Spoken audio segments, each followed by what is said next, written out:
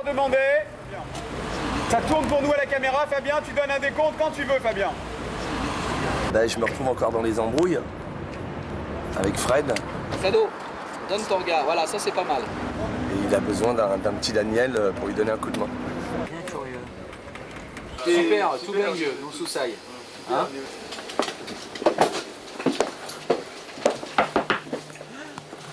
Super vieux, non sous-saille. Moi je viens toi là. Même ça y était pas sur la première. Lui, il fixe le truc, il sort. Attention police de Marseille. Tout va bien, police de Marseille, on reste calme. Fred, ouais. Tac. Voum, voum, je démarre. La tourne.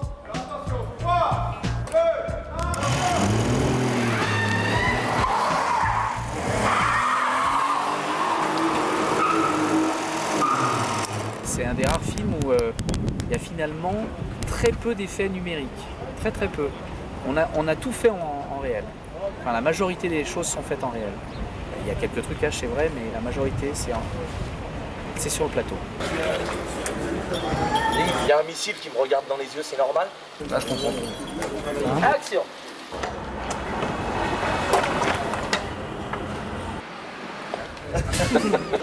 C'est bien, c'est nickel, c'est impeccable. Allez, en fin de journée, merci.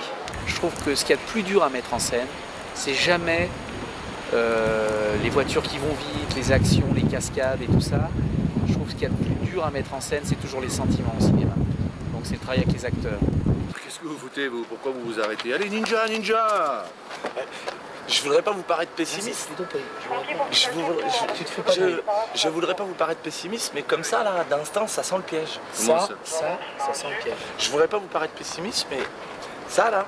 Mais d'instinct, Là, je voudrais pas vous paraître pessimiste. Je voudrais pas vous paraître pessimiste, mais d'instant, là, ça sent le piège. Allez, on va se mettre sur le côté, on va faire une mise en place avec la caméra. On est en silence pour la répétition. c'est du genre, mon petit Daniel, vous m'en savez? C'est l'autre qui te répond pas. Bah, il faudrait quand même me répondre, mon petit Daniel. C'est nouveau, ça vient de sortir? Oui, ça vient de sortir. D'accord. Hein, Ouais. il faudrait quand même me répondre, mon petit Daniel. Mon Daniel, je parle, on Voilà, écoute. voilà. C'est Oui, Gilbert. c'est Gilbert, vous m'en savez? Ouais. Puis t'attends un peu, il te répond pas. Et Jean-Christophe, te décaler sur ta fesse droite un petit peu. La fesse droite. Tu veux, c'est un truc, même ne serait-ce que je peux la cravate, tu vois, si jamais t'es en ligne, je vais. Et ça, c'est pour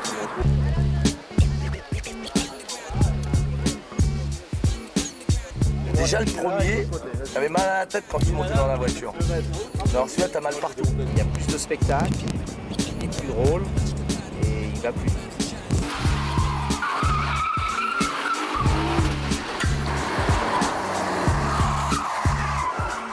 Une ligne droite rapide et puis vous arrêtez au virage. Et après, je ravance ma caméra et vous ferez le virage.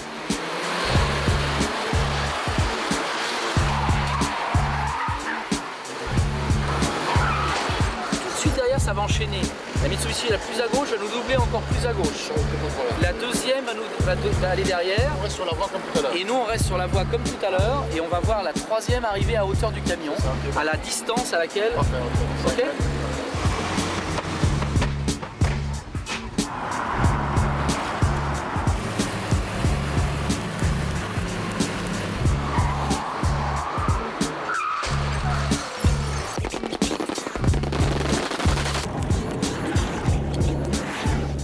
Donc, le taxi, il a cassé une préfecture juste avant, ça c'est un truc qu'on va tourner beaucoup plus tard dans le temps.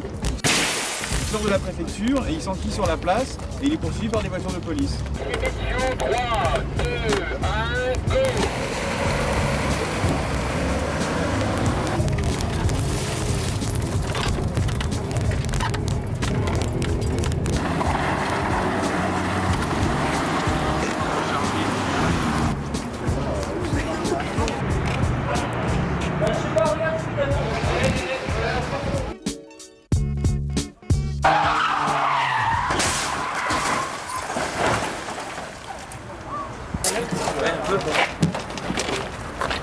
Il a tout traversé.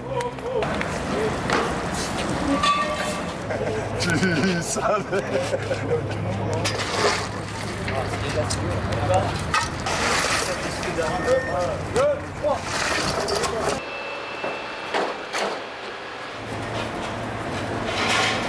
Ça, c'est un grand moment. C'est un très grand moment. On se fait tout. Il y a 2 jours, j'allais faire du judo avec Emma et je suis ruiné. Je suis totalement ruiné. Tu te relèves. Hein, ça, je t'ai pas fait mal.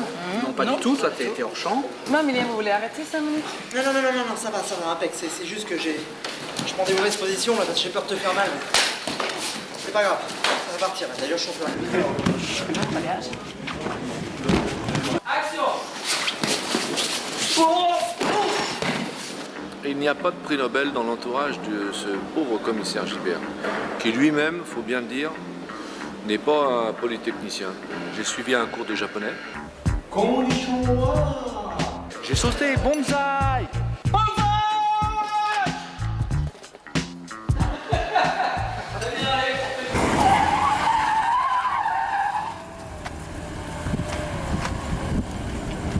Ce commissaire Gilbert, il a des traits de caractère que j'ai un peu moins. Un peu distrait. Il prépare très minutieusement toutes ses opérations. Il s'est imbibé de l'affaire avec une telle bonne volonté qu'il déconnecte un petit peu. Et du coup, ça le rend quand même très sympathique. Une fois de plus, je n'étais rien sans lui. Rien sans lui. pas déjà Rien. Une fois de plus, je ne fais rien sans toi, Fred.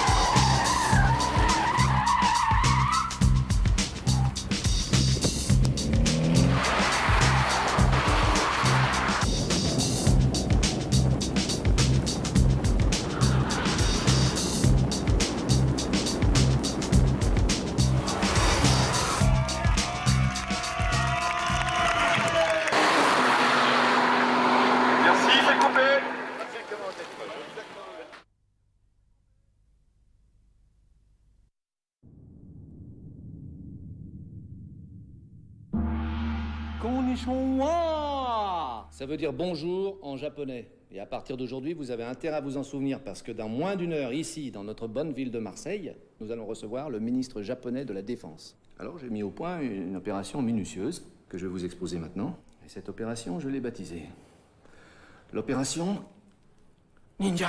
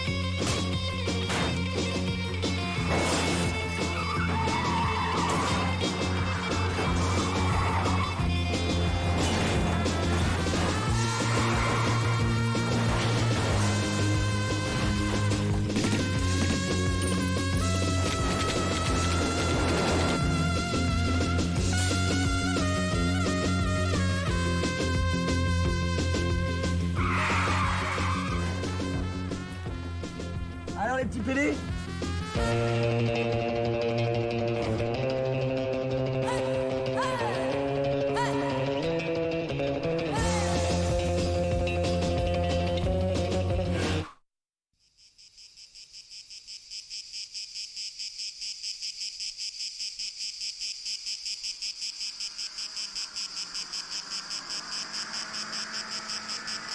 Chef, la mort. Oh putain, c'est du gros ça.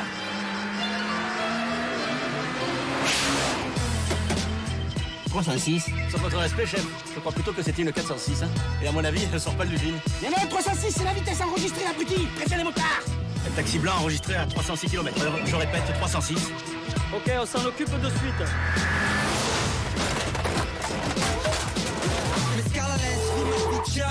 tire pas la laisse. Pas la laisse, c'est nouveau, je te jette la balle à l'aise. Les gars savent depuis belle lurette, on est bien bas à l'aise. Là, nous sommes à Marseille pour l'avant-première. Est-ce qu'il est important pour vous que cette avant-première, justement, se situe à Marseille? Ouais, c'est bien.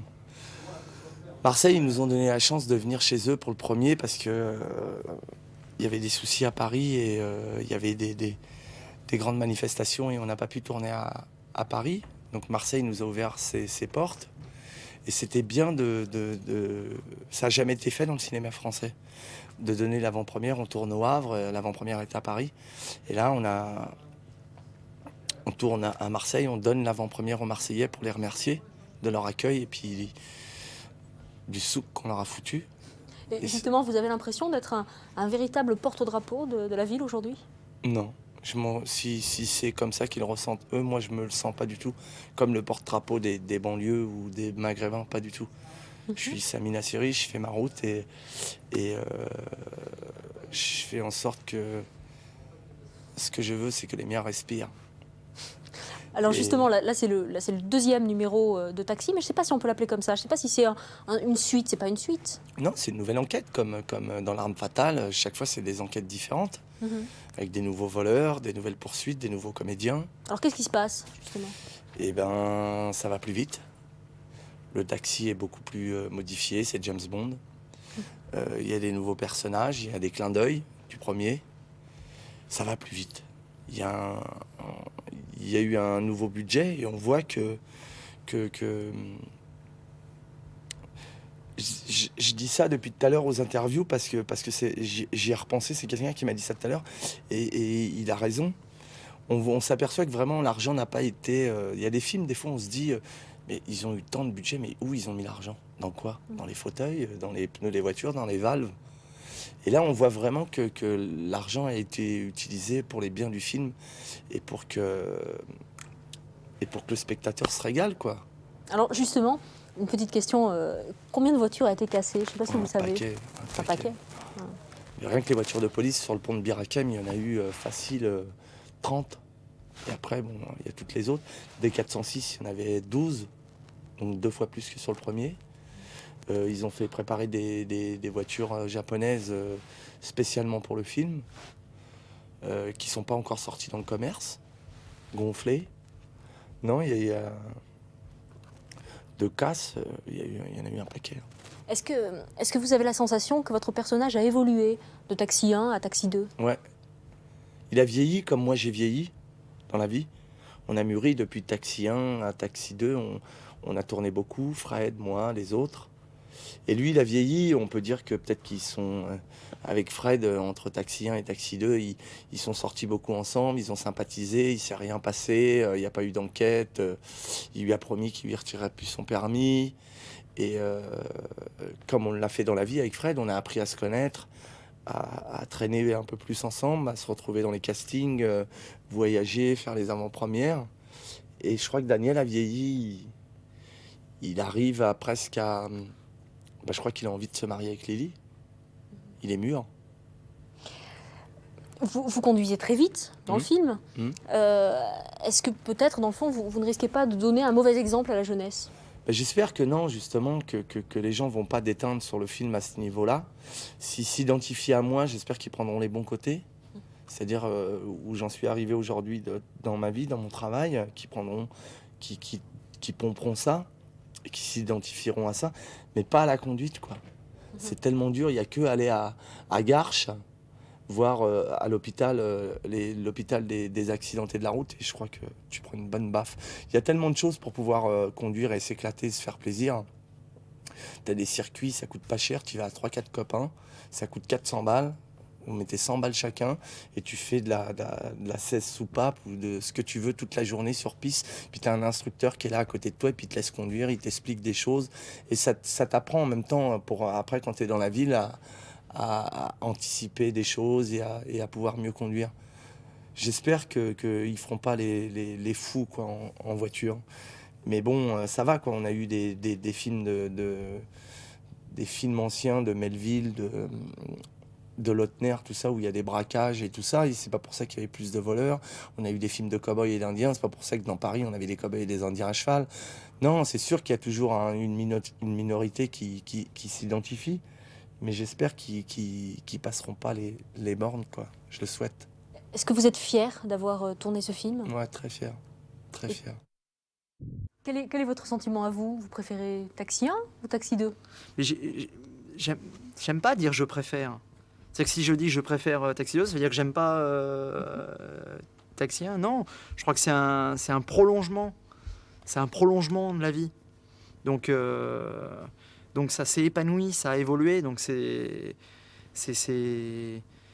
a gagné en subtilité, en plein de choses, mais c'est bien quand les choses vont dans ce sens-là. Alors pensez-vous justement qu'Emilien a évolué? Ah oui. Ah oui. Ça, il a pris de l'assurance. Il a pris beaucoup d'assurance. Il est pas plus efficace. Il n'a pas gagné en efficacité. Il a gagné en assurance. Et il est encore plus têtu.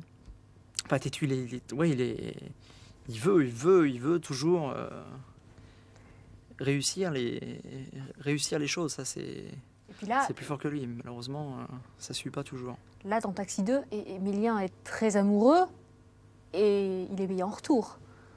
Et il est payé en retour. On va pas tout dévoiler comme ça, tout de suite, aussi sec.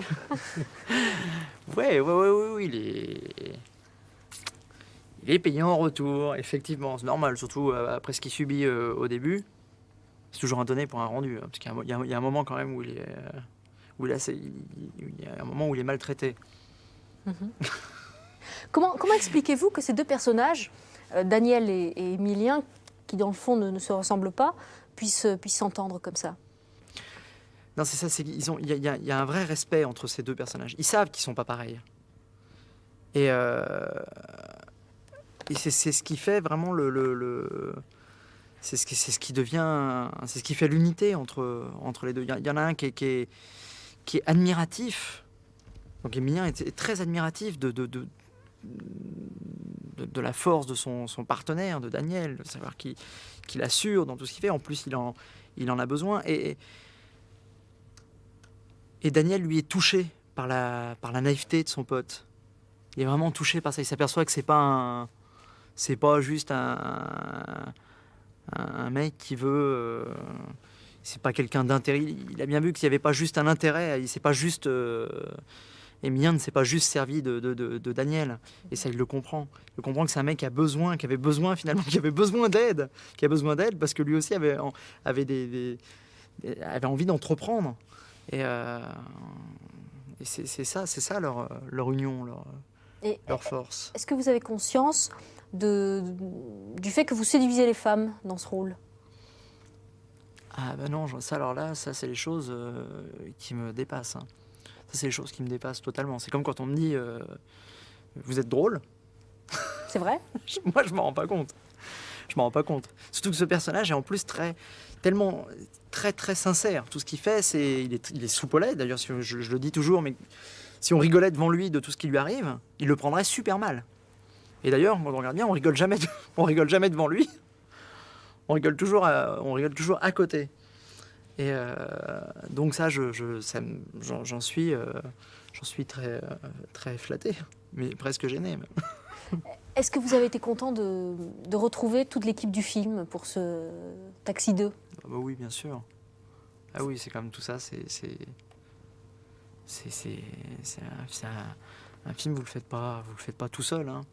On sait qu'on est tous là pour se servir. C'est vraiment un film d'équipe.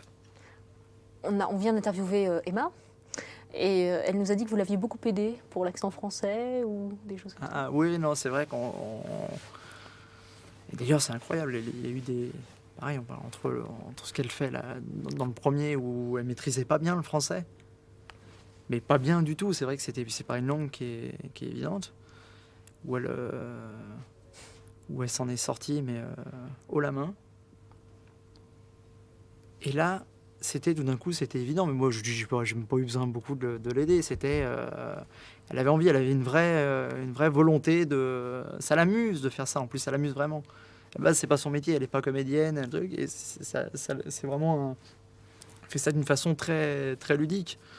Donc moi, j'ai pas eu l'impression, pour moi, on a travaillé les scènes, quoi.